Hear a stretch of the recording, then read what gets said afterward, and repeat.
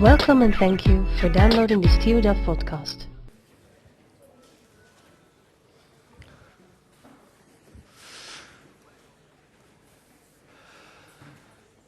Okay, my name is Jos Sinke. I'm standing here in front of you as second lecturer in the first part of this introductory course.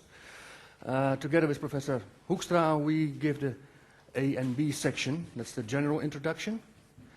Probably he has told you that in a few weeks' time, you get a more or less overview of a lot of important things.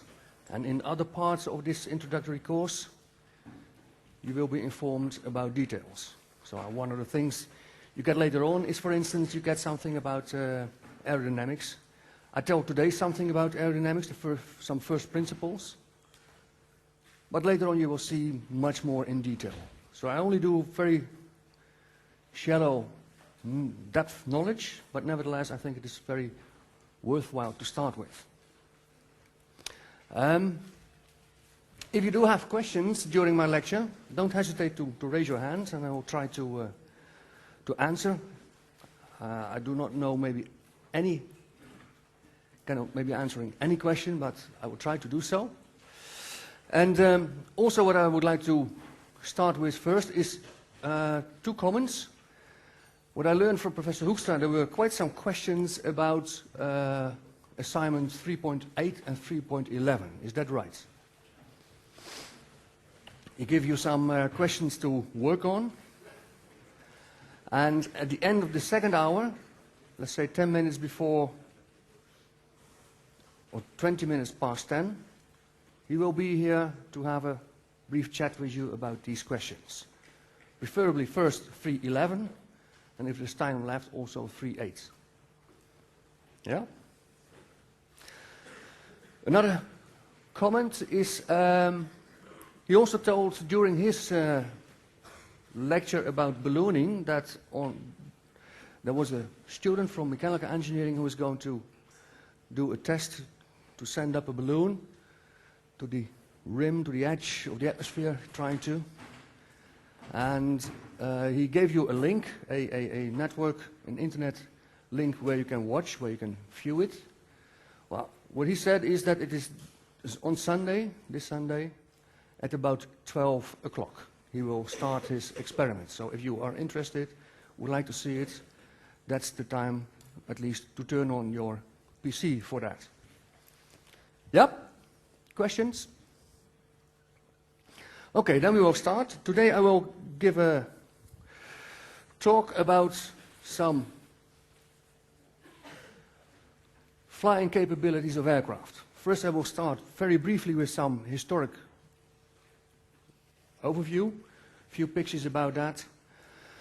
After that I will tell a little bit how aircraft are flying, what airfoils we are using, and later on I also will tell a little bit about drag, about lift, about weight, about thrust, these kind of forces. Yeah? Okay, I hope this works. Maybe it's in the on mode. No, that's a pity.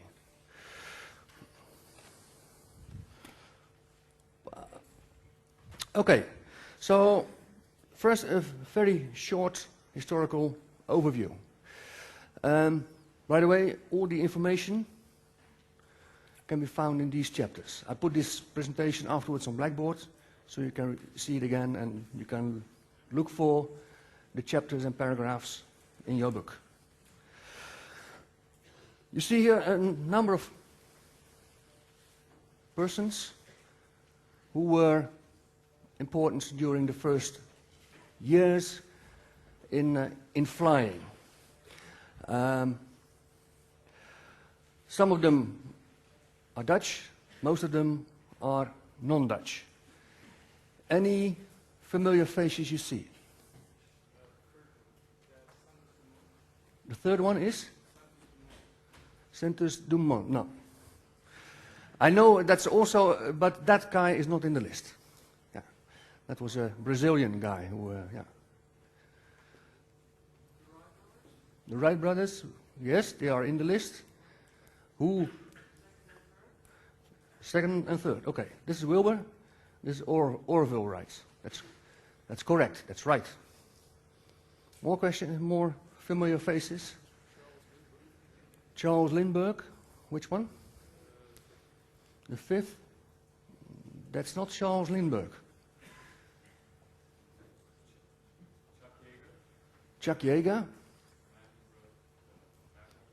Yeah, you are correct that was his achievement, but he's not on the list. Okay, maybe I can give you the other names. Indeed, these are the the Wright brothers. This is Mr. Cayley, and maybe I can put the names already in there. Mr. Cayley was one who never built an aircraft himself, but he was in the mid of the 19th century, 1860, about that time. He was the first one who realized that you have to disconnect the flying capability, the steering, and the propulsion of a flying object. All the others were working with wings as birds, where everything was incorporated. He was one of the first who said, well, you have to disconnect it. You have a function for flying, for the lift, one for the propulsion, and so on. These are the Wright brothers. This is Mr. Langley. We know you hear that name also in Langley Air Force Base, and also Langley Research Center in the United States. He's also a very famous guy in the United States who did a lot in aerospace in the early 20th century. He was, a couple of weeks before they had their first successful flight, he was also trying, but he failed. If he had success on that date, we wouldn't have known these guys, only this one. That's luck, that's how it happens sometimes. And these two guys are Dutchmen. Well, you can already see this is Mr. Fokker. I think one of these, in these days you have a celebration. 100 years ago he flew around the church in Haarlem. And I think there's a lot of activities, I think this week or next week, but I'm not quite sure. But if you look on the internet, you see that there's a lot of symposia and speeches and so on about this feat. Last one is Mr. Plesman. Does someone know what his contribution to aerospace is in Holland? Founder of Royal Dutch Airlines, KLM. Yeah, that's the one who started the KLM. Okay, these are some faces, just for the these guys were very important in the early ages. I will show a few more. This guy is also, I hope, more or less known by you, and that is Mr. Lilienthal. He's German. And as you can see, he lived at the end of the 19th century.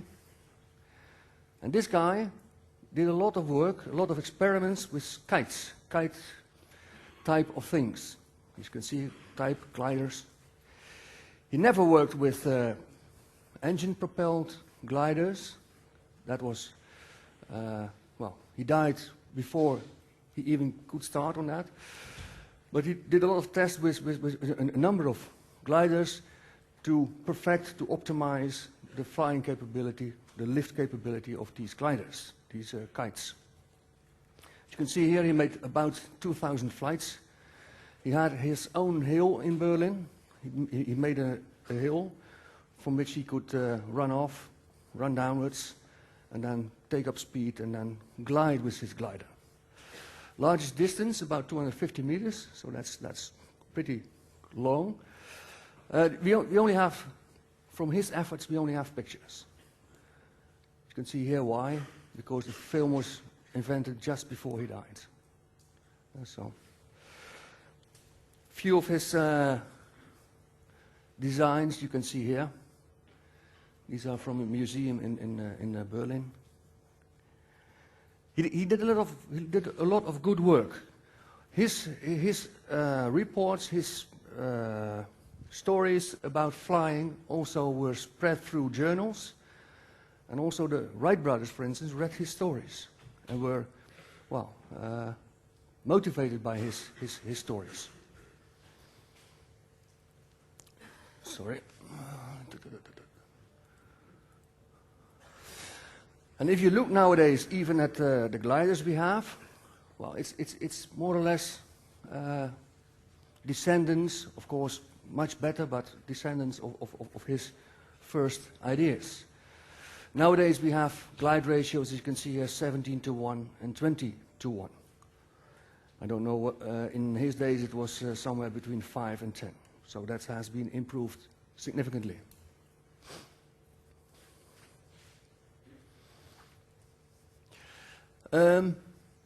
What I said also for Mr. Lilienthal, he had his own hill and he was running downwards. Does it make sense in which direction you are running? Okay, so we are always trying to run against the wind. You are looking for airspeed. That's important. And you will see that later on also, if you look, for instance, at aircraft flying around nowadays, you see that well, here you see some numbers. But even today, aircraft taking off and landing always as much as possible against the wind. Yeah?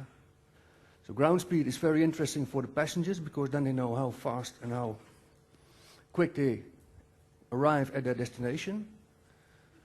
But for the aircraft itself, for flying, of course the speed of air is most important.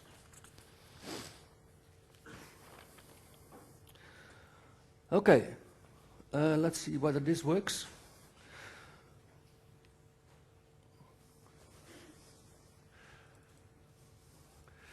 This is a small film about a few old designs.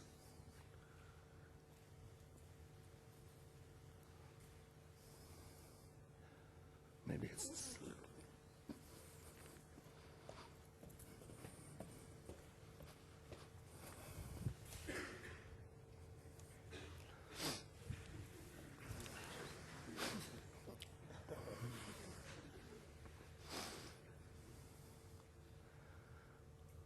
This is not understood. Well, this is either. For some, I can understand how you more or less think, but some of them are really, well, this is also.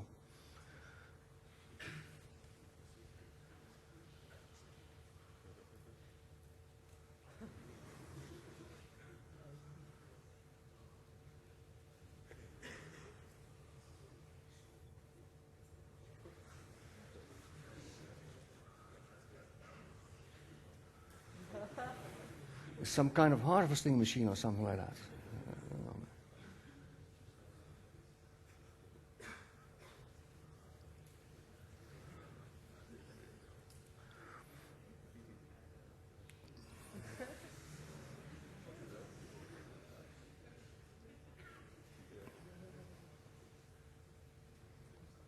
You see, still a lot of people try to connect the propelling and the lifting device, which I said Mr. Cayley already told in 1860 that you should divide them.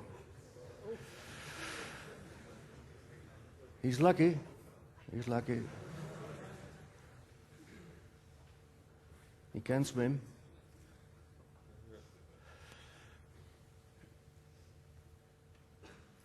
This is something about rockets. Liquid propelling, well.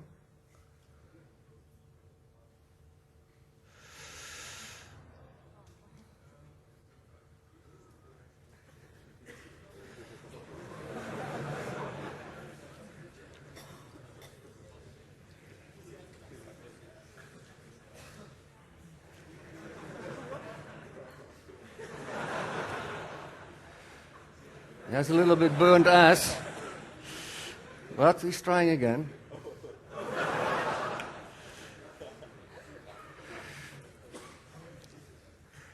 Well, this guy mounted a wing on top of his car until it fell off. Well, this is a picture of the first flight.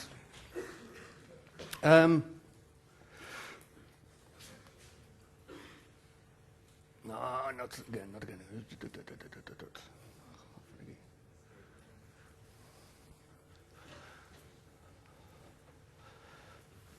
No, not again. Please continue. Yeah. Other way around. Thank you. So, in the end, this was the historic moment, December 17, 1903. Yeah.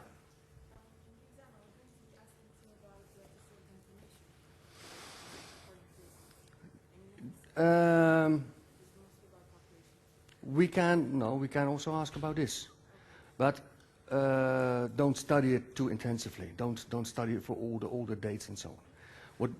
There's a chapter, I think the first chapter in the book, that's about some historical background. I advise you to read that. I remember that in one of the exams in previous years, I made 1 or 2 multiple choice questions. So then you have 4 alternatives, and usually 2 alternatives can be skipped quite easily. And with some understanding and reading it, you can select between the remaining 2. Yeah? So there is indeed sometimes, but not an open question. I will not ask all kind of stories and so on. Usually in a multiple choice setting. Okay, this is the main event, and again, this is a small film I will show. This is from a couple of years later, and there you can see the Wright Flyer flying, and it's very nice. Maybe I will show it twice. First, have a look at it. A lot of discussions beforehand. The aircraft positioned.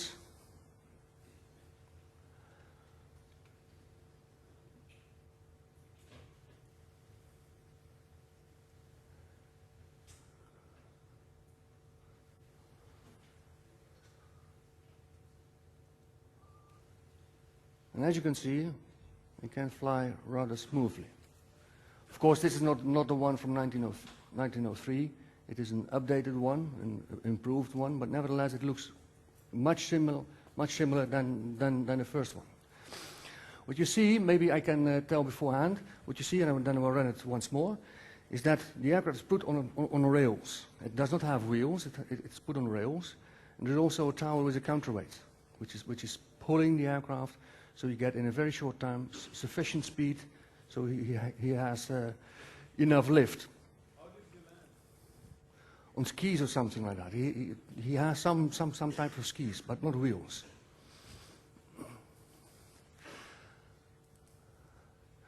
So once more. Well, here you see the track. This is some kind of rail track. And he has some 1 or 2 wheels in order to keep it balanced, but those are left on the ground. And there he's flying. Marvelous.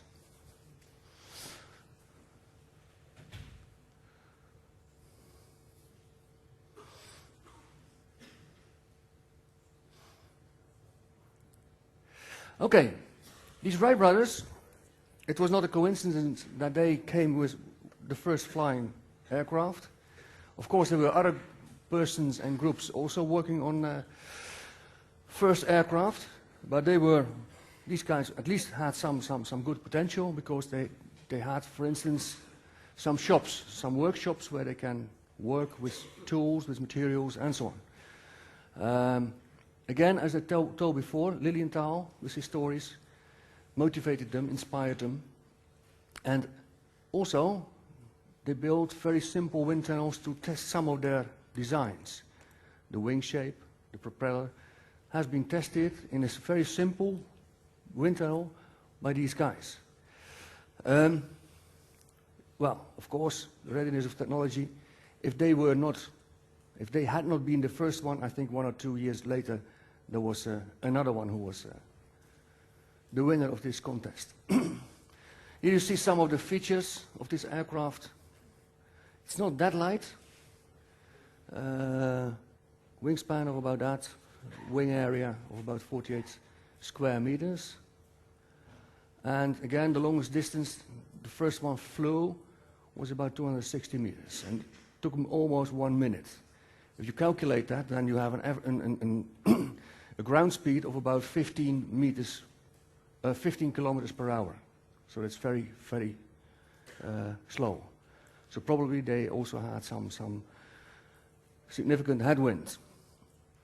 Okay, later the flyer has been improved, better wings, better engines, and so on. And the one you saw flying in one of the films was an improved version. Well, here, if you look into detail, in a picture like that, you can see how flimsy such an aircraft is. You see a lot of, well, wooden frames. There's some canvas or linen covering all these ribs. A lot of wires to stabilize the whole thing. And some of the wires are also used for steering, because they don't have ailerons as we have nowadays on our aircraft, but they pulled on wires. They just twisted the wingtips just by sheer force. The flying direction is in this direction, so the elevators here in front of it are some kind of canard type versions, canard type designs. But it's very flimsy, very fragile looking, and well, indeed, there were in many cases a lot of accidents with the first aircraft, because most of them were that type of manufacture. Well, if you look at what the influence was of these first aircraft, well, the most important fact that they were recognized as the first flyers was that they had a powered flight and a controlled flight, and it was a heavier than air flight. These three items are very important. Of course, you have seen with ballooning that before that there were also other flights, but in many cases with balloons or lighter than air vehicles. Yeah. Also, Lilienthal, he was flying around with a heavier than air kites, but it was not powered. Definitely he had some control of it, but not powered. So that's the difference between the other ones. As I said, the twisting, the flying, sometimes they did by twisting parts of the wing. That's called wing warping. Yeah, just by rolling, they did it by some wing warping. Later on, Mr. Curtis and Farman, a few years later, they developed the ailerons, movable small surfaces attached to the wing.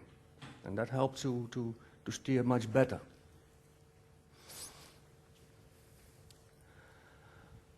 And of course, they also did some contribution in well, wind tunneling. You need some wind tunnels to test before you go to fly. And it was also rather new in these days. Well, if you now compare this aircraft with our current aircraft, then you see a huge amount of differences. Yeah? This is one of the latest designs, the 787 Boeing concept, and even nowadays you see a lot also shaping of these wings. It's not a straight wing anymore, but completely computer designed. In many cases made by composites. You can tailor them as you like, and so on. So in 100 years, there's a huge revolution in that.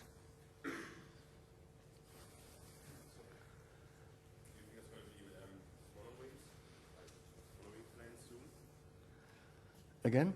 Do you think it's going to be like mono wings soon? The question is whether I think there will be mono wings soon. It's hard to tell.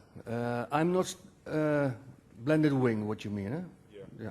Blended wing concepts, that you have no fuselage anymore, but the wing is thick enough that also people can sit inside the wing.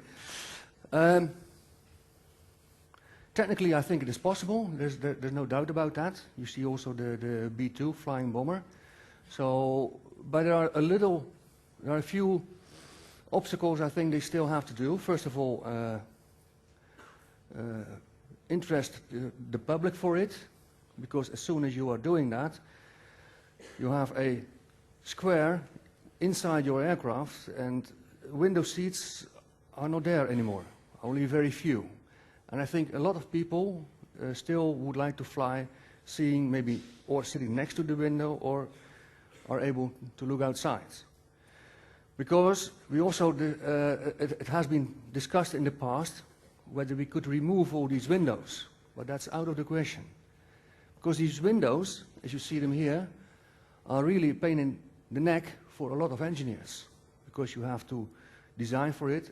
And if we could, as aircraft engineers, remove these windows and say to people, well, you have a LCD screen in front of you, look at that.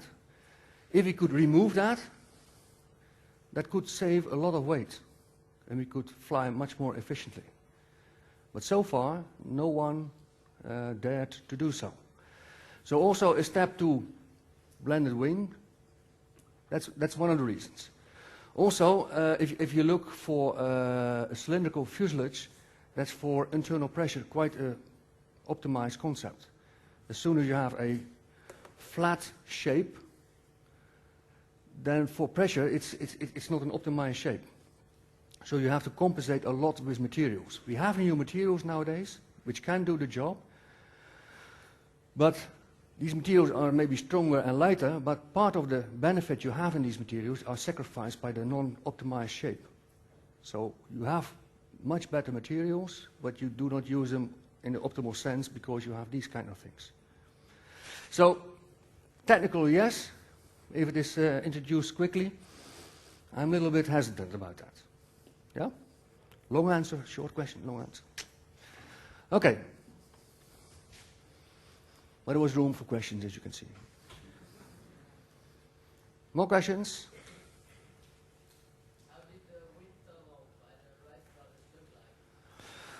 How did the wind tunnel by the wool? I'm not quite sure, but I can imagine it was an open wind tunnel. So you have some tube with some fan on front of it, and this is blowing some air through a tube. Because the closed wind tunnel only, I think, appeared 10 or 20 years later. So the closed loop wind tunnels, as we have nowadays. Do you think it's more efficient to have ground effect planes going over the ocean from Europe to America? Ooh, another question. You have a lot of these.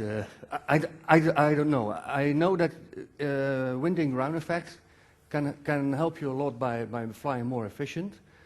But realize an ocean is not just waves of 1 meter, but usually you have waves sometimes of 6, or sometimes even higher, and then it becomes very complicated.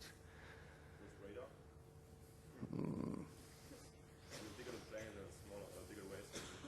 Yeah, but I can see it for small areas and in over waters where you have where the waves are not very dominant. But between Europe and the United States, for instance, you have in many cases a lot of storms and a lot of high waves. So.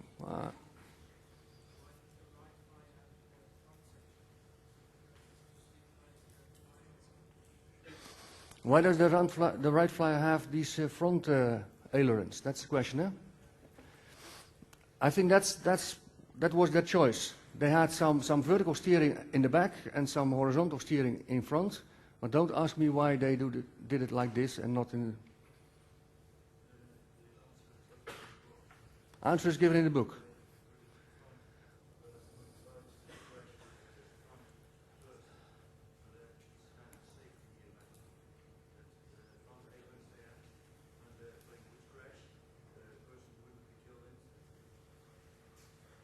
Yeah, that could be maybe a reasoning for them. Yes, that could be maybe. Whether it holds, I'm not quite sure. Last question. Yeah, you? Why do we have hypersonic fighters even though we have the F-22 going Mach 6 and we have the Concorde going almost Mach 1.5 like in the 80s? But now it's almost 2,000 we're stuck with 1970. Why don't we have hypersonic jets? And we are still. Yeah, yeah. I think it has to do with economy. because hypersonic jets are very short flying times, but still I think you have much more energy consumption for such a flight. And I think still the economy dominates this choice. I don't see at the moment also supersonic flight, hypersonic flight. I'm very in doubt about whether we will see that in 10, 20 years' time. And that's because of the fuel consumption. Hmm? Another one. Yeah, yeah, because obviously that's the most efficient way of flying. Hmm? Yeah, but for how many people is time really a hot issue?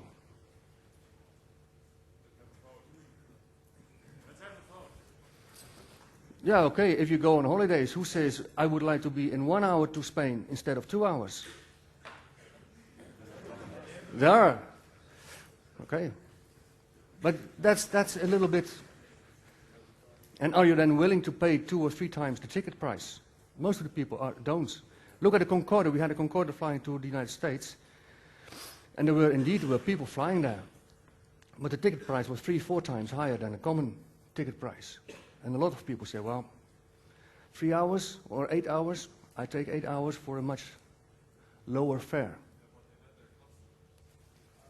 They had a commerce, yes, indeed. But and maybe there will be some supersonic flight in the future. But in my opinion, but okay, can I ask everybody else? I don't see it will overtake all the flying we are now doing today. Yeah? Okay. Questions? We already had the... Okay, next subject. Where am I concerning time? Okay, I have to speed up a little bit.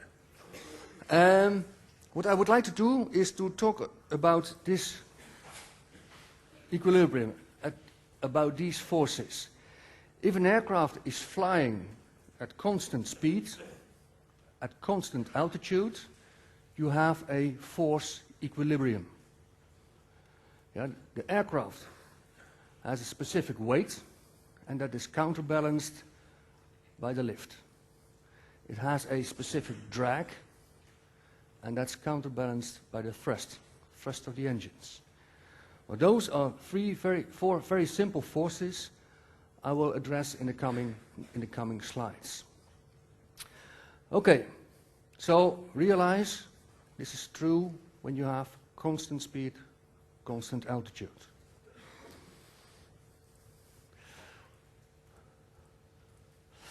Okay, if we look at the lift, the main portion, the majority of the lift is created, of course, by the wing. Small contributions you also have from the tail surfaces, but 90–95% is coming from the wing itself. The weight, most of the weight is concentrated in the fuselage. In the fuselage you have your main structure more or less, but also all your payloads, cargo, passengers and so on. So about 50–60%, sometimes even more of your weight is concentrated in that fuselage. The drag is induced by well, the fuselage, which has a significant front area, but also the wings, also the tail surfaces, and so on. And of course, the thrust is provided by your engines.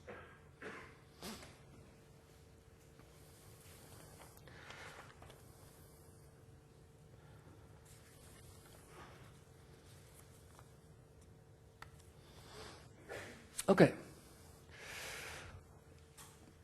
One of the main rules in aerospace engineering is you always need to look for lightweight aircraft. Why? Take another one, sorry. Yeah. Yeah, if the aircraft is lighter, you don't need as wide wings, and if they have shorter wings, the drag is smaller as well. And that makes it lighter as well.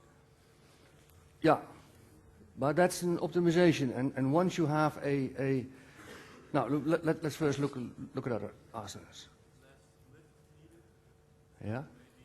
maybe it's cost efficient to fly at weight instead of. And the goal is to transport as many payload as possible. So the larger your airplane is, the more goods you can transport. Okay.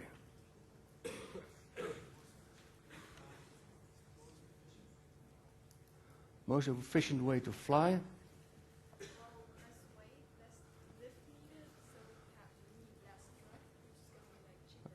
Yeah. Less weight, less lift, less drag, less thrust, and so on. Last? Okay. Okay. Well, actually there are two answers in this. First of all is indeed the loop in which you have less weight, less lift, less drag, less thrust. And if you have less lift, you can have a smaller wing. If you have less thrust, you can have a smaller engine. That means indeed, again, a decrease in your weight and so on. That's a so-called snowball effect. At the end of this course, I will come back to that. The other answer to it is that you have the weight of your aircraft consists actually in three parts. And maybe I can also start to put forward this answer. And that was the answer actually I'm looking for in this case. Three main components: the empty weight, that's the structure, all the systems, etc., etc., the fuel, and the payloads.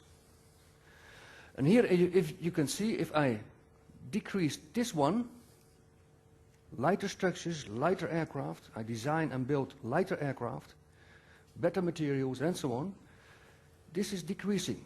And that makes that we can, for the same takeoff weight, increase one of these, or maybe a combination of it. And more payload means more revenue. And more fuel taking on board means that we can fly longer distances.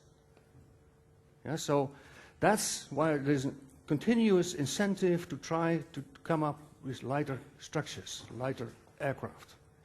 So we go from metals now to composites, or combinations of metals and composites. That all has to do with that. Improving materials, improving structures, and so on. Okay, so in general you could say we are improving the performance. Let's go to the first force. First I would like to talk about the lift of an aircraft. I don't know whether you have seen this equation already before,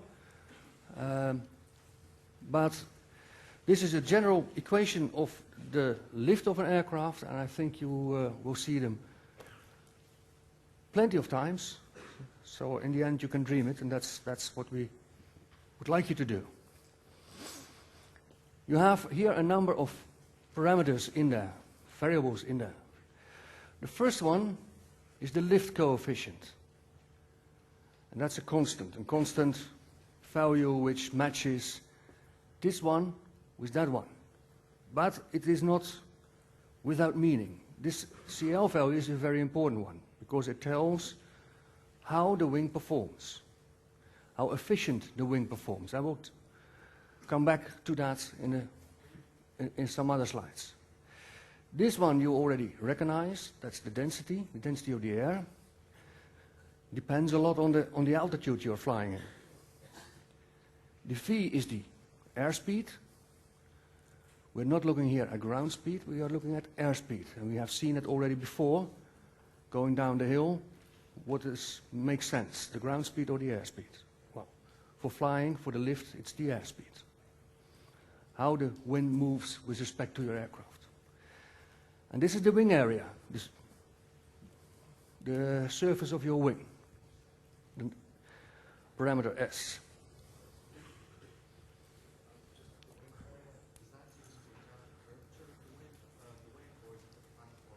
The platform area, yeah.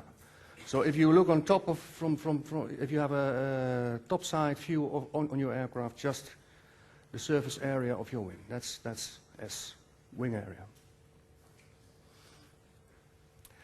Okay. So here you see a number of parameters. You know this is a force, so that's in newtons. You could ask, what is the dimension of this CL value? I don't ask you to... What's the dimension of this? It's just a value, he says. We will see. How do you tackle this?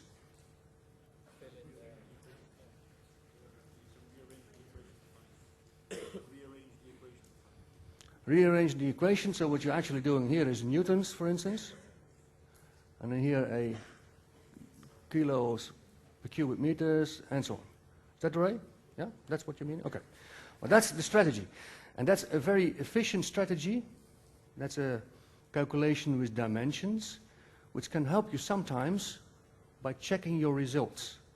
As soon as you have results in calculations which you are not very confident about, you are doubtful about, this is one of the tricks you can use to check whether you used the right equation, whether you used the right parameters. So actually what I've done here is Newton. This is a question mark. This is the density. This is the speed. And this is the surface area. If I rearrange that, you see I come up with a question mark without any dimension. So this is a dimensionless parameter. Again, this is some tool you could use during a lot of calculations for checking up. Okay. If we look, for instance, at an CL or the lift, but let's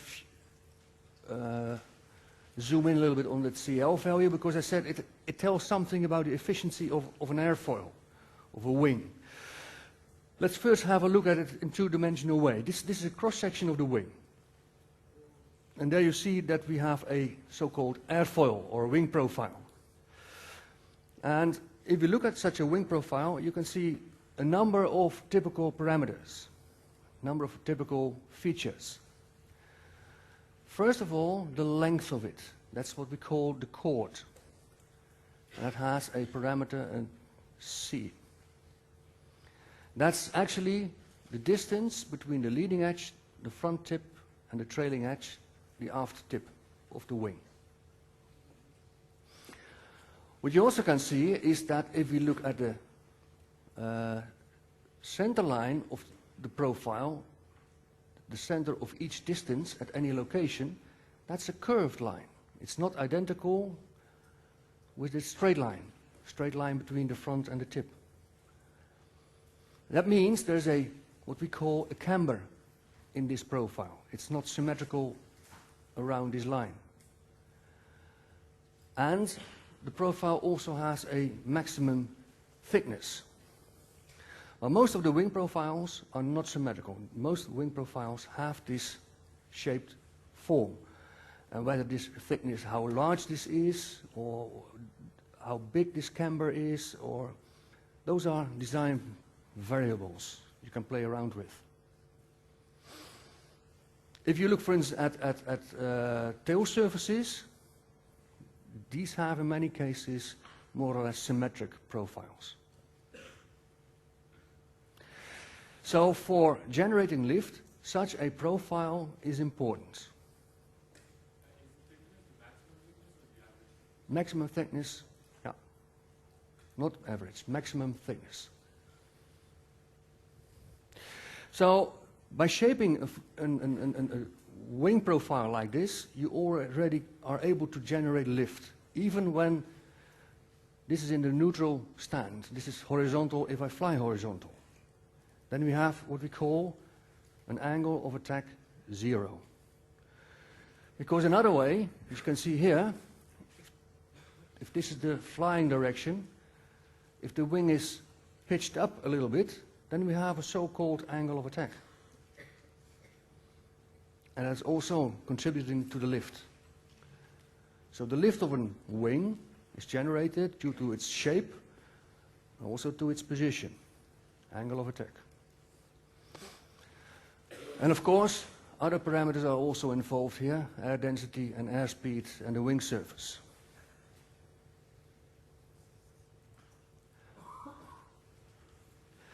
You have seen the shape profile, the profile with a camber. And those are rather complicated in many cases, also not that easy to fabricate. But we often make them, and we don't use symmetrical ones. Why don't we use symmetrical ones? We also can generate lift by our angle of attack. Yeah? Yeah, you? Because it's more stable, it has a fainter line, and then fighter airplanes have more symmetrical, so they're more unstable and more agile and more Stability, that's one. Yeah? Yeah, you?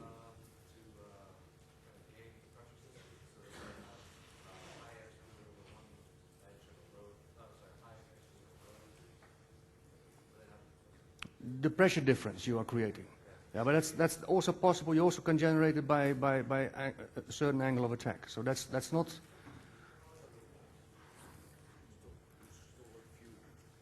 To store fuel, you get more space maybe. Yeah.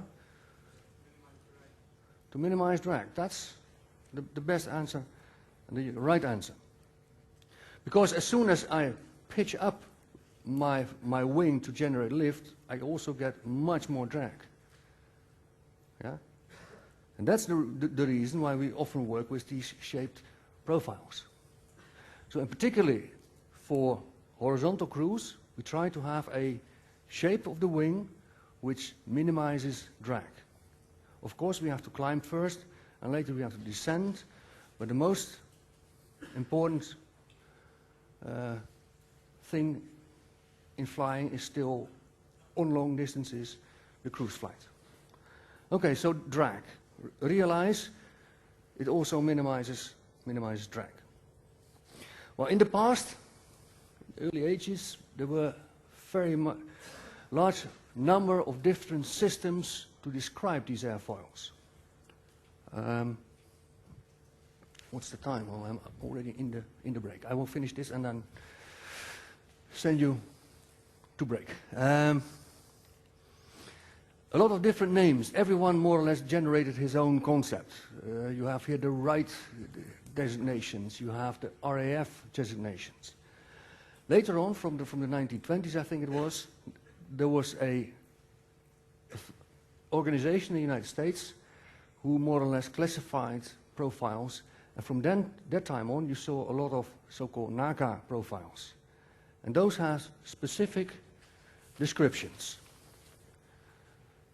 These NACA profiles gave a very distinct description of how a profile looked like. Well, here you see some information. That was the National Advisory Committee on Aeronautics, established in 1915.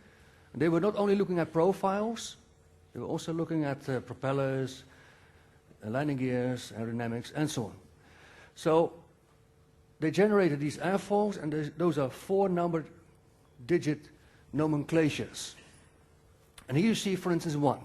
A NACA 2412 means you have 2% camber. That means a distance of 2% of the chord length. Everything is related to the chord length. 2% at a distance of 0.4 times the chord from the nose. So this is 0.4 times the chord length. And the thickness is 12%, again, of the chord value. Well, this is a system you see is still used quite a lot. Of course, nowadays you also have other systems, but this is a very transparent and very nice way of describing these profiles. After the break, I will continue with someone else. Yeah, first let's have a break.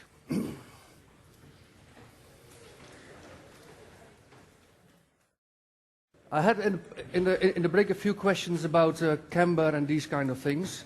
Once more. Oops. Put it on. This straight line between the leading edge and the trailing edge is a straight line connecting these two. And that's, if the profile has no camber at all, is also the symmetry line for your profile. For a symmetric profile, that line is then also your symmetry line. As soon as you don't have a symmetry in your profile, we have some camber, and that's the curved line. And the curved line is nothing more than the exact middle between the top surface and the lower surface at each location. And the distance between that, you see here, there's a distance between that. The maximum distance is called the camber, is expressed as a percentage of this length. So if I do have a chord length of, let's say, 5 meters, and I do have a camber of 2%, then this distance will be about 10 centimeters. Yeah? So that's the definition of camber. Yeah? Clear now? Don't hesitate to come back. All right. I would like to say a few words about how aircraft fly, and then I need Mr. Bernoulli. Bernoulli is a person very important for airflows. What he discovered, or what he learned to tell us, is that if you have some kind of tube in which you stream air through, constant mass per time, for instance, and if the tube have different cross sections, then in very wide sections the air will flow very slowly. But in very narrow sections you are forcing the air more or less through it, so that you have a high speed of the air. So in this side, low speed, high speed, low speed again. Realize Mr. Bernoulli is talking about incompressible air. You cannot compress it. That's true for air speeds up to 300 kilometers per hour, more or less about that. At flying speeds we use today, we are not allowed to use these formulas. We have some different formulas, but you will learn them in the aerodynamics part. This is just for some basic understanding to explain how we can fly. This is one of the ways to explain it. What he said is that you have a static pressure and a dynamic pressure. This is the static pressure and this is the dynamic pressure. If I determine them at two locations, let's say here and there, position 1 and position 2, these are identical. They are constant. So this equation is constant. And what you can see right now, if, for instance, the speed is increasing, then you can also see that the local pressure is decreasing. Yeah? So a higher speed means a lower static pressure. Okay, so if I do have an airfoil, and if I have low airspeed below the airfoil and a high airspeed over the airfoil, I will have here higher pressure and lower pressure up there. So a high pressure, high relative, at the lower side of my airfoil and a low pressure at the high, so I generate a pressure upwards. Upwards pressure that's causing my lift. Yeah? So that's for incompressible airflows. Yeah. My learning curve is not that correct today.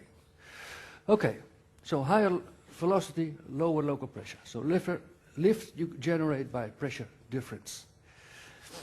And in many cases these airfoils with these camber are designed such that you already create that pressure difference. And also, I will show in a few moments, also the angle of attack has a big influence on that pressure difference. Okay. Well, you also can use the Bernoulli law to think about how to measure airspeed. Yeah? I will not ask you to do that right now, I just try to explain it. If we have a pitot tube, that's actually what it is, the air is coming from this direction, goes into this tube and comes to a standstill. So what I measure here at this location is the static pressure, the absolute static pressure. Total pressure. On the other hand, the airflow is also passing by with some speed, so the local static pressure, not the absolute one, is measured here. And you can see that's at this side of my measuring device. That pressure difference, total pressure, times the local pressure, gives me the airspeed, because I can use this equation, the Bernoulli equation again, in the case that at this end the velocity is 0, so it has no contribution. And by rearranging this one, I can calculate my airspeed. That's, for instance, the principle you can do with your static tube. Again, realize you are measuring the airspeed, not the ground speed. Okay, pressure differences. No. Gaan we nou in? Deze kan graag. Here you see, for instance, some profile with a camber and some angle of attack, and you see the pressure distribution over the surface of that profile. You have lower pressure at the upper side, specifically at the front end, and you have some higher pressure at the lower side. You can also do that in a plot, as you can see here. You can here see the curve of the lower side, and here the curve of the upper side. And the area in between is a measure for the total lift of that profile. You can integrate it, and then you can generate lift. Calculate lift. Now I have to go here.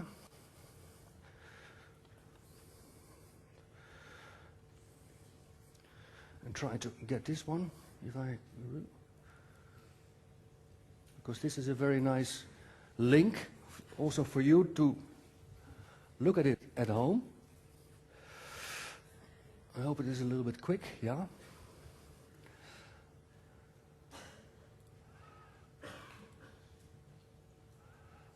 Come on. Yeah.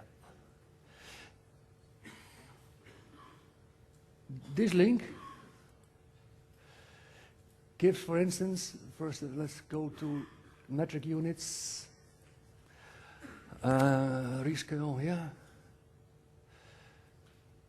This is actually more or less some kind of playing tool to see what you can do with changing the shape of the airfoil. What you see here right now is a airfoil with an angle of attack of 5 degrees. It has no camber, so it is a symmetric airfoil, and it has a thickness of 12.5. And what you are measuring here is the lift. The lift at this moment is that value. And, well, I can play around, for instance, with the angle of attack. Where's my cursor? It's here. You see, if I change it, let's say increase it to about 10, you can also see the pressure distribution changes that I can see in this plot, but also the value of my lift. I can also play with the camber. If I put this a little bit down, no, not too low. Again, you see changing the lift. You can also, this is about the shape. There are more items to it. I can just show you. You can flight test. Flight test, you can, with a specific profile you've chosen before, you can play around, for instance, with the speed, with the altitude, and so on. So this is typical a tool you can play with to see what the effect is of camber, of angle of attack, and so on. Yeah?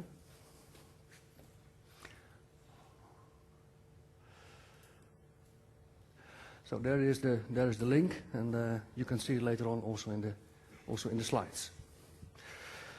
Probably we also use this simulator during one of the studio classroom sessions you will have. Yeah? Okay.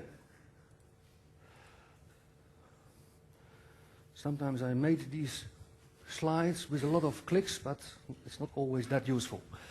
Okay, again here you see the profile again with all these features we have seen before.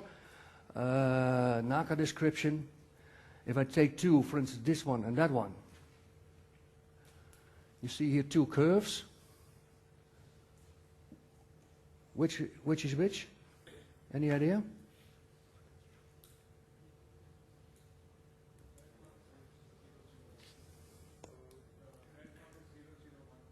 The red one is 0012. And why? Right. This is a symmetric one. It has no camber. Only has a thickness of 12%. That means it is a symmetrical profile, and at zero angle of attack, you also have zero lift. You have zero CL value. So that means you go through the origin of this plot. So indeed, the red one is this one, the other one is that one. Okay, so here you see typical CL alpha curves, and in many cases they have a large part which is linear. At some end, when you increase the angle of attack, you will see you get a leveling off, and in the end you get stall. And yeah. Do we need to know how the NACA notation works for midterms? Do we need to be able to use it? No, I think you should be able to, but at least it is for your common knowledge that it is very interesting to know how that's built, so that if you work a few times with it, you will see then it is very easy for yourself also to recognize right away what kind of shape it is. But it is not something that I give you a number and then you say, oh shit, what is this? Huh? So I will try to, because usually these are still numbers you can look up into your books, and the understanding is for me much more important than the knowledge of all these small details. Yeah? But here you see, for instance, a full plot of the CL alpha curve, and there you see, for instance, that after a while you get maximum lift and you get stall.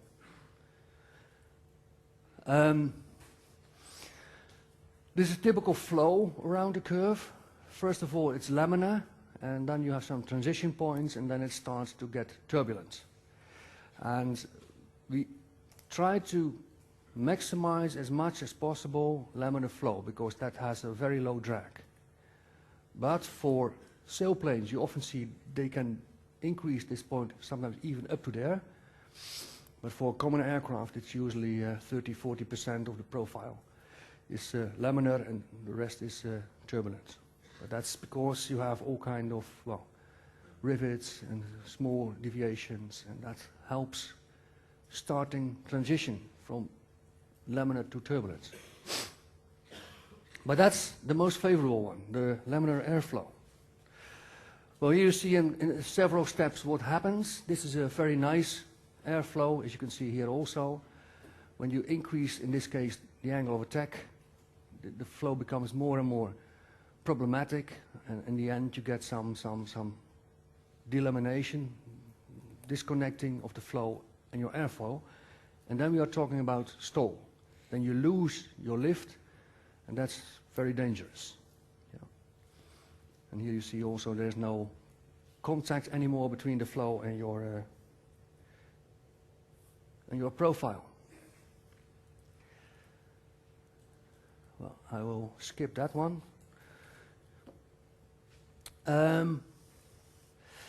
We have seen, if you would like to fly at low airspeeds, then you have a problem, because if you look at the lift is proportional to the density, is proportional to the wing surface, and both are more or less fixed for certain conditions. We cannot change in the meantime very much the wing surface, we cannot change very much the density, because when we are landing we are at sea level, density is, well, 1.22 or something like that, 1.25.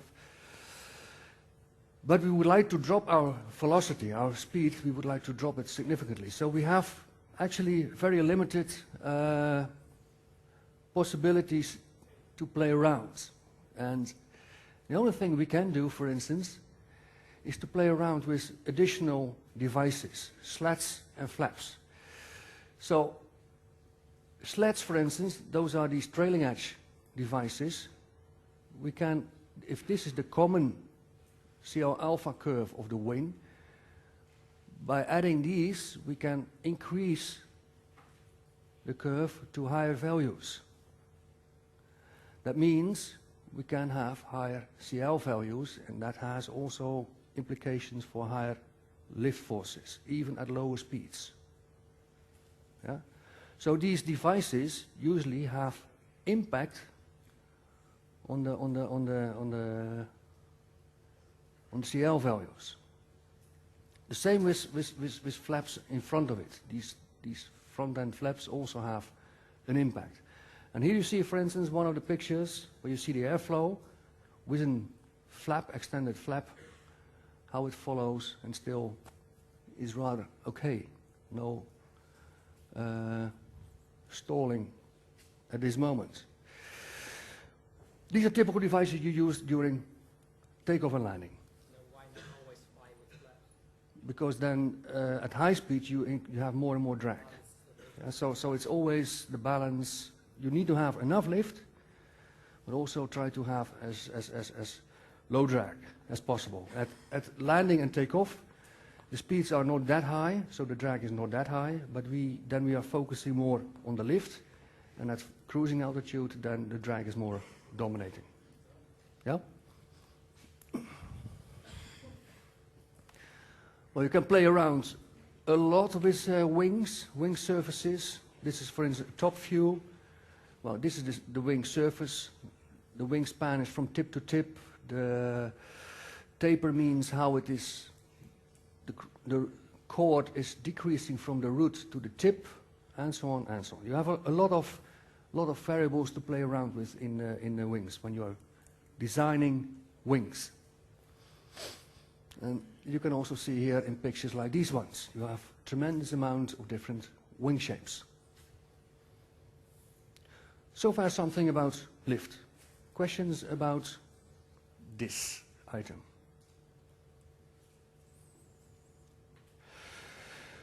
Okay, then a few words about drag. Actually, you see more or less the same formula.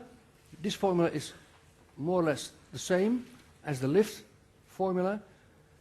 We only have a different coefficient, drag coefficient. So the CL value is removed and is replaced by the CD. The rest of it is much alike. If we look at drag, there are a number of components in the drag. First of all, you have skin friction. This is, if I rub over this surface, you have skin friction. The air also does, and you have skin friction. Yeah. Fewer slides. I put them also on Blackboard, so please, this one. Yeah? So skin drag, that's the drag when the air flows over the skin of the wing, for instance, or of the skin of the fuselage. You also have pressure drag. As soon as air has to flow from a low pressure to a high pressure, you encounter friction, you encounter opposite forces. Wave drag, that's in case you have transonic and supersonic speeds, then you get these the pressure waves, the pressure steps. We will discuss in one of the later lectures about that. And also parasitic drag. All these devices which do not participate in lift also generate a lot of drag. As I said already, the fuselage, the engines, and so on. What we often do is that we define the drag coefficient as a zero value, constant value, and one component which is proportional to the square of the lift coefficient. You see here some parameters like the tapering and some other value. These are constant, but this is a changing with alpha. I will come back to that in a few moments. Just to illustrate a little bit some different types of drag. drag related to the shape and skin friction. You can imagine this one has almost no drag due to its shape. It's very flat, it's perfectly aligned with the stream, but has a lot of skin drag. So if there is drag, almost 100% of the drag is skin drag. This is the opposite. If I put a plate perpendicular to the airflow, you can imagine almost all the drag is directly related to its position, to the form, in this case. Well, here you see some intermediate shapes.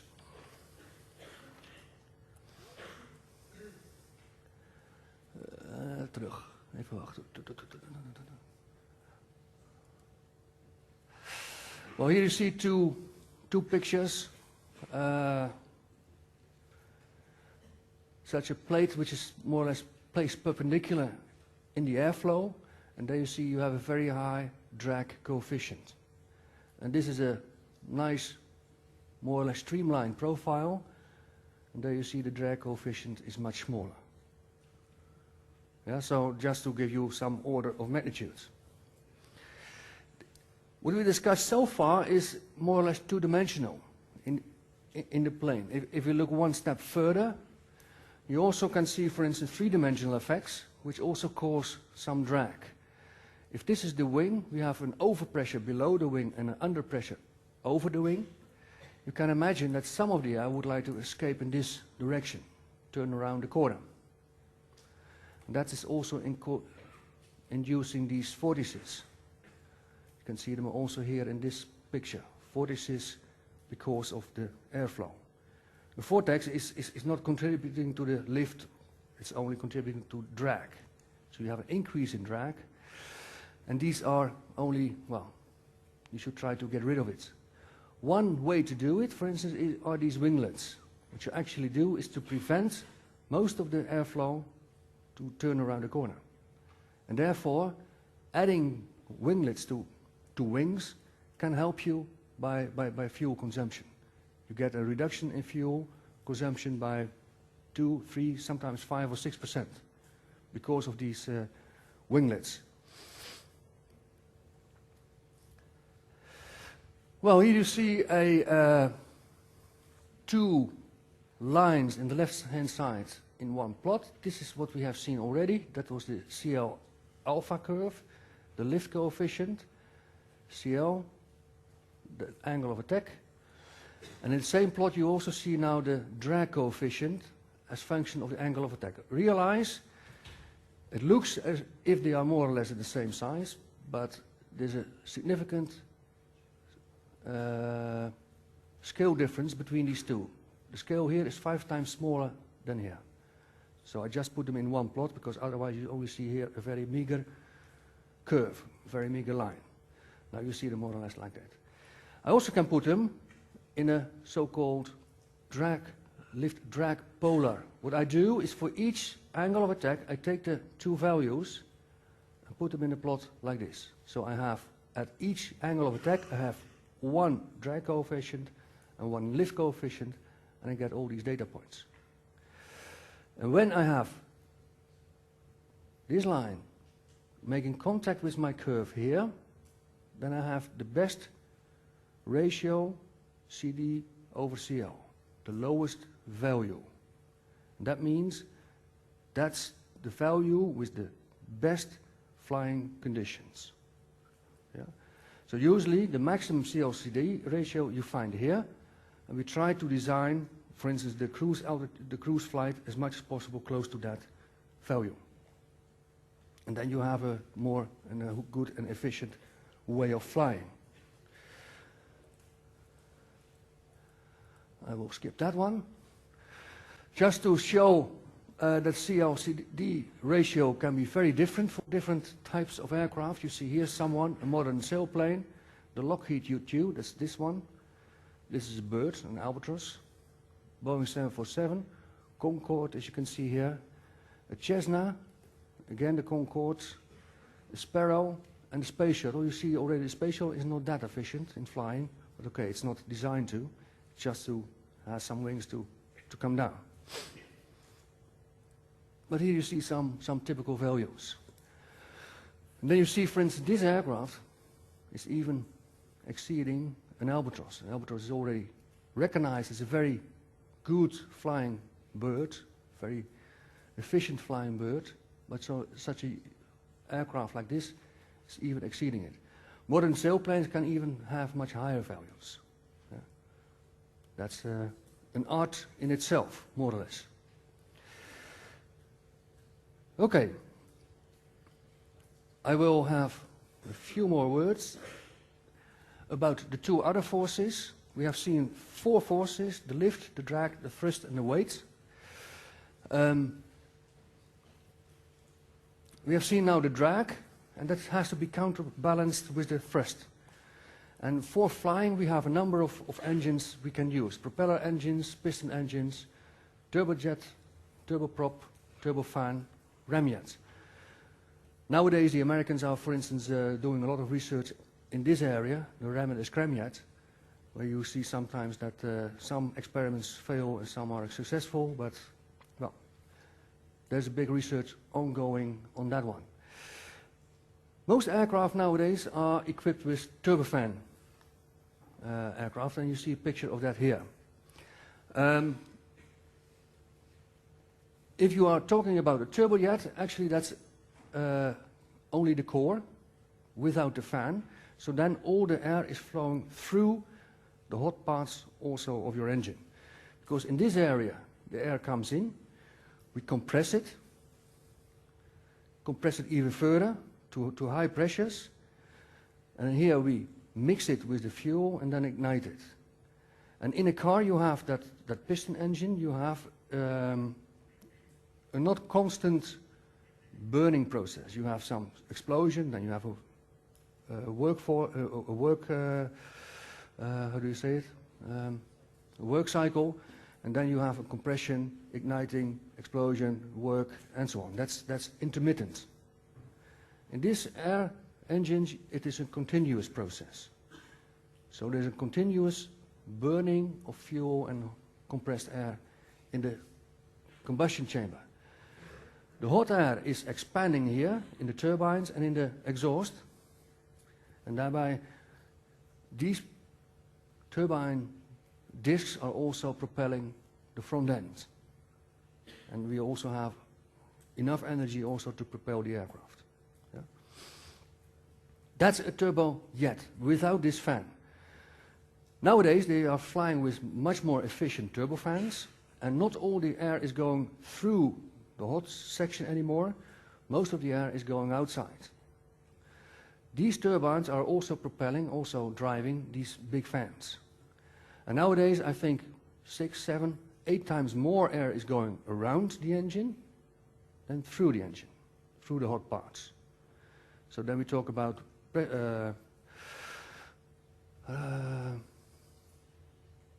bypass ratios of 6, 7, 8.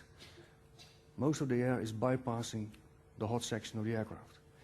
And these engines are now very efficient if you compare them to engines of 20, 30, 40 years ago. Yeah? Okay? Yeah. Again? Good question. I don't know. You should ask, I think, Mark Voskar. Mark Voskar will talk much more about engines. But about these specifics, I don't know. Usually, I think they use some starter, but I'm not quite sure about that.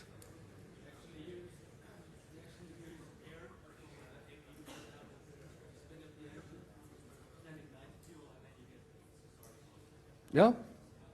You hear also the answer from your colleague. He knows more than I on this area. Okay. This is also a question I would like to, for homework, you can see and the question and the answer. Think about that. One comment about weight, and then I give the floor to Professor Hoekstra, because he's already waiting there. The weight we have seen already is divided in 3 main components: aircraft empty weight, And there you can see what kind of components are in there. What's always a little bit weird and a little bit funny is also this one. If we talk about aircraft empty weight, we also include the crew and the flight attendants. Yeah. The rest is payload, and the other one is fuel. So if we minimize the weight, we can increase the payload and we can increase the fuel. Increasing the payload, more money. Increasing the fuel, longer distances. Yeah? Another way to use it, well, here you see some numbers. Another way to use it is for instance, the so-called snowball effect. We also discussed it before, that once you decrease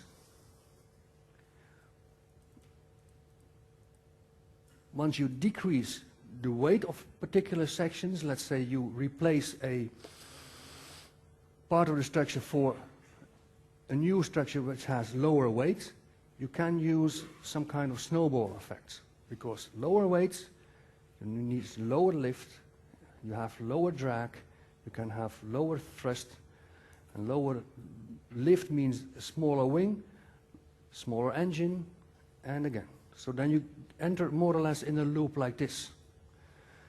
And with an initial weight reduction of maybe 1,000 kilos, you could end up with a end weight reduction of maybe 2,000 kilos or even more, due to that so-called snowball effect. I think I stop here and then give the floor to Professor Hoekstra for answering and looking at these questions we have seen before, from 3.8 and 3.11.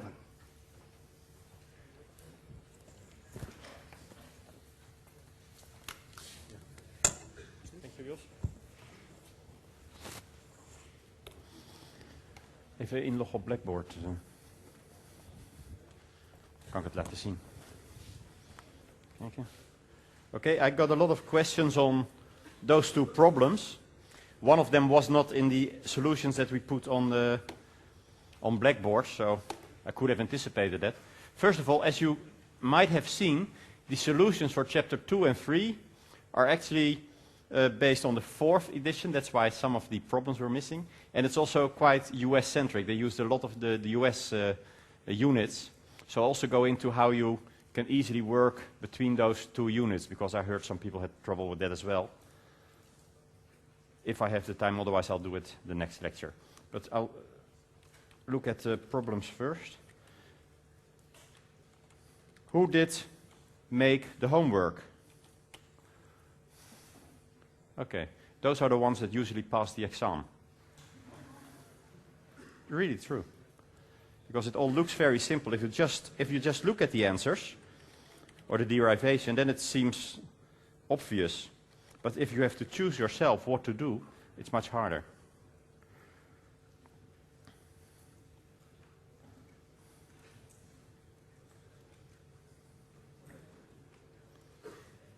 Come on. Sure. Whatever.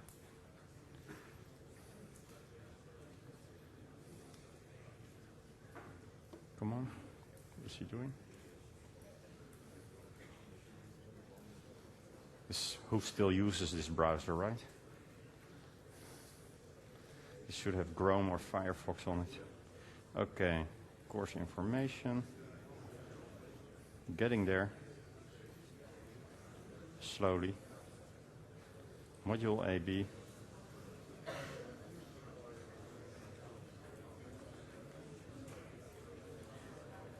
Emerson solutions here. Okay. 3.11 or 3.8? What should we look at first? 3.11? Okay. Well, 3.11, the question was about the water tank. Okay. So we have a water tank. Don't know how well this works, but we'll try. What kind of program is this? Okay, still Internet Explorer.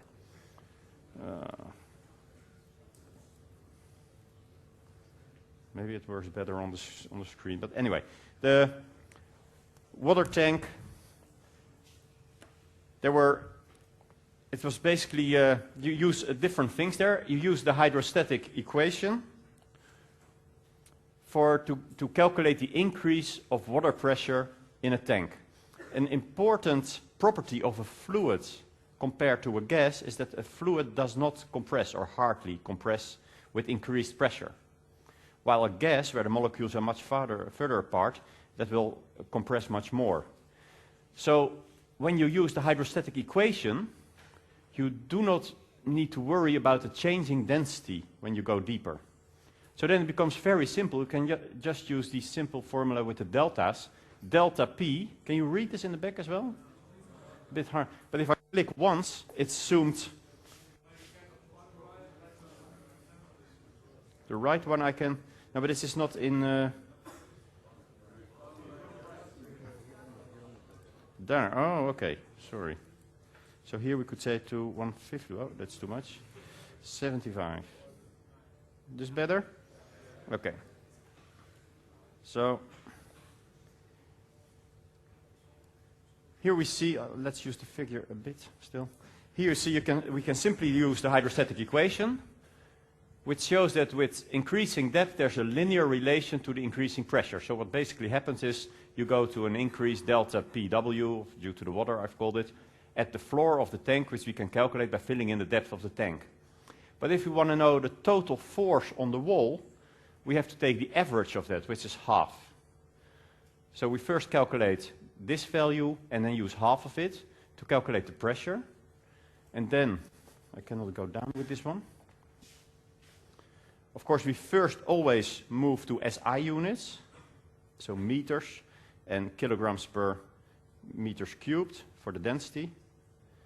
The area of the wall, we calculate that in squared meters as well. And then at the floor of the tank, we can calculate the pressure, and it becomes a very simple exercise basically. Because for the average, here this is the pressure at the floor of the tank, we use half for the average, and this half we multiply times the area of the wall of the tank, and then we get this, which is in Newton. Well, this is the pressure area Newton. And then we convert back to the tons that Anderson uses. I've called them the Anderson ton here, which is 2,000 pounds instead of the 1,000 kilograms that we normally use. So if we convert that to newtons, this is a pound, in English pound, times G, you get it in force, the LBF, times 2,000 is this. So this is 1 Anderson ton. So to express this in Anderson tons, we have to divide this answer by this, and we get 46.5. But this is a simplification, of course, because we've been talking about the increase in atmospheric pressure when you go down and the decrease when you go up, and we have completely ignored that here. So in the exercise, he basically asks for the force of the water on the wall. And if you were correct, you would add the atmospheric pressure here, because here the atmospheric pressure presses on the water. So if we only look at the force of this side of the wall, you would have to add the atmospheric pressure. It doesn't start at 0, there's no vacuum here, but it starts with a sort of P0. But then of course you get a huge force, which cannot be what he means and is also not useful. But you could also look at the net force, the net effect, and then also take into account the increase in atmospheric pressure. Well, what did I use?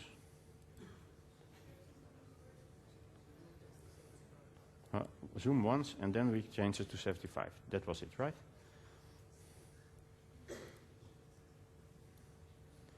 So if you do, the real situation is more like this. You've got the pressure of the water on one side, you add the atmospheric pressure, not do it in the right scale, but anyway.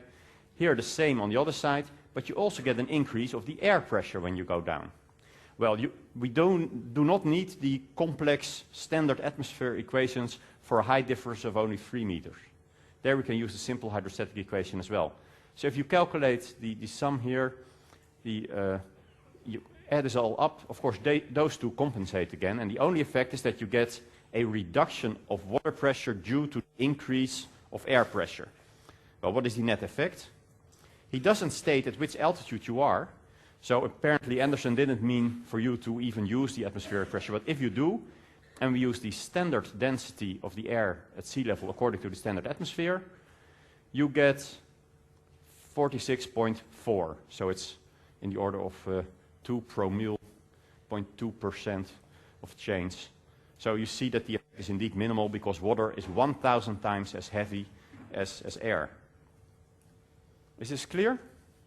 So probably you tried ways that were much harder, and in the end it's not that hard. You can use simply the hydrostatic law, and you have to take care of the average. 3.8, shall we have a quick look at that one as well? That's a PDF, that should work better. Rather have it in the full screen, but okay. Can we go to full screen here? No? Let's go to a separate window then.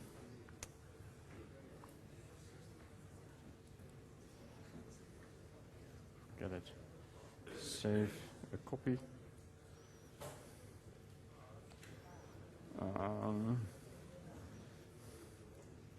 Okay, well, let's just do it like this. So the question here was the change of air pressure per time. And what he gave, answer were two things, the altitude of 25,000 feet and the vertical speed of 500 feet per second. So if you calculate those, you first convert to SI units. 25,000 feet, we're well within the first layer. That's always lucky, so we only need to go through one calculation there, atmospheric calculation. We're under the 11 kilometers. The vertical speed, 500 feet per second, we convert to meters per second. By multiplying the feet with 0.3048. So 1 feet is 0.3048, so we multiply this number by the feet to get the meters. If we then use the hydrostatic equation as we use it in the atmosphere, then you can see that if we change this, you can see that the dP dH, so the change of pressure per altitude, is minus the air density times the gravity acceleration. But we needed dP dt. Well, the nice thing is that if we want dP dt, we just multiply dP dH times dH dt. This is the change of altitude, the change of pressure per altitude. These two disappear, so that's exactly the same. This one we know, density times gravity. This is the vertical speed. So it's basically a multiplication of the vertical speed and this. Well, then we have to watch the units again. And we, of course, then have to calculate the density. Or take it from a table, but that's no fun. So let's calculate it. And also, with all these different atmospheres, it's always better to calculate it yourself. Here we first calculate the temperature, then we use the atmospheric formula for the troposphere. We fill it in, we get the air density, 0.54, already going down halfway, that seems reasonable. And then we just multiply the two to get the real answer. We take the density, the G, vertical speed, and we get a change of minus 820.3 Pascal per second. But now, he comes up with a strange unit. He wants the answer in pounds per, what is it, pounds per feet squared second or something. Well, there it's not obvious immediately whether it should become larger or smaller. So the best way is then to be a bit careful with the units. Let's first calculate what 1 pound force per feet squared second is. We just make for pound force, we fill in pounds times G, feet times feet. So here we fill in the numbers. And we get that one of these strange units is 47.897. So if we now divide our answer, which was Pascal per second, by this, by one of those strange units, we should get the answer that is stated in the solution, the American solutions. And you see that it's minus 17.13 instead of 17.17, and that's because in the solution on the web, all the intermediate answers are rounded off to 3 digits or something, and I tend to carry a few more digits with me along the way. So this is rounding off. Also, the decimal point is often hard to see in those solutions, so the PDFs aren't that great a quality. So at first it looks like it's 1717 or something. But just divide the answer by this, and we get this in a strange unit. And that's as simple as it is. Any more questions, you can always email me. and I will try to put better solutions on the blackboard. Please visit our OpenCourseWare website for more information. See you at our next podcast.